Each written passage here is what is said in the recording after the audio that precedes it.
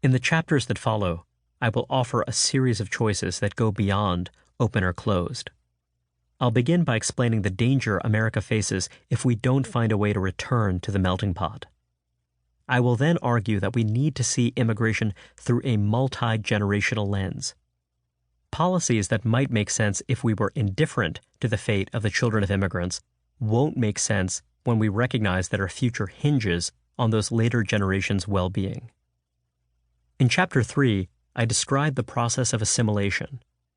Right now, immigrants and the children of immigrants represent roughly 25% of the U.S. population, a number set to rise considerably. And if anything, this number understates the cultural and political transformation to come, as many newcomers are quite young. How will these young Americans understand their place in the world? I contrast two different paths: amalgamation, in which second-generation Americans are fully incorporated into society's mainstream through ties of friendship and kinship, and racialization, in which they are relegated to second-class status. Racialization, I will argue, isn't just bad for the newcomers who bear the brunt of their own marginalization.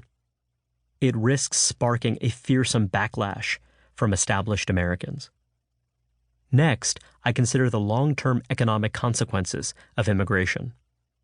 Its chief impact is not on the wages of native-born workers or on the raw size of the economy, though those issues tend to transfix people on both sides of the debate. Rather, at high enough levels, low-skill immigration affects the average skill level of the workforce, which in turn can encourage the de-engineering of the economy. Limits on low-skill immigration, in contrast, tend to spur offshoring and automation.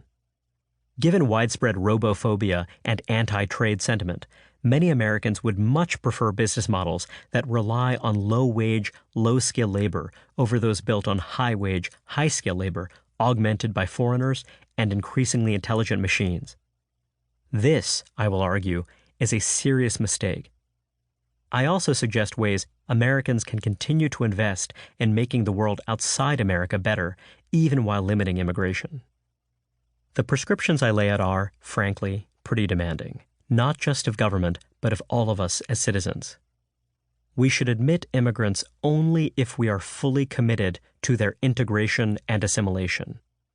Our number one priority should be ensuring that new arrivals and their loved ones can flourish as part of the American mainstream, not turning a blind eye as millions languish in poverty-stricken ghettos. That means fostering economic opportunity and a more inclusive American cultural identity. It means resisting class stratification and ethnic balkanization.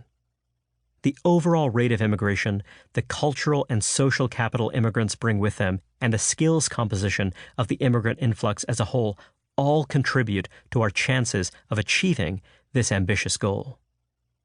Ultimately, I want a country that does right by all of its citizens. America has been through challenging periods before, when it seemed as though the discontent of masses of urban immigrants might overturn the established order, and when older natives and younger newcomers were locked in cultural combat. Yet in earlier generations, at least some of our leaders had the wisdom to make the sacrifices necessary to knit a divided country back together. Just as the New Dealers found a way to unite the children of immigrants in smokestack cities with the descendants of settlers and the enslaved, we need to connect the fortunes of immigrant-rich communities like the ones where I was raised, and the heartland, where coastal diversity is often looked on with suspicion. As the historian Azar Gott has observed, most people are loyal first to immediate kin and then to larger kinship groups, like a clan or a tribe. The nations that have endured have done so by functioning as vastly extended kinship groups, whether literally, in the case of nations bound together by a shared belief in common descent, or figuratively, in the case of nations bound together by a shared belief in a common destiny. Over time, nations united by a common destiny tend to evolve into nations united by common descent. Inherited ethnic and cultural distinctions fade, and new hybrid ethnicities and cultures emerge. Not too long ago, we Americans referred to this process as the melting pot, and we need it back, badly.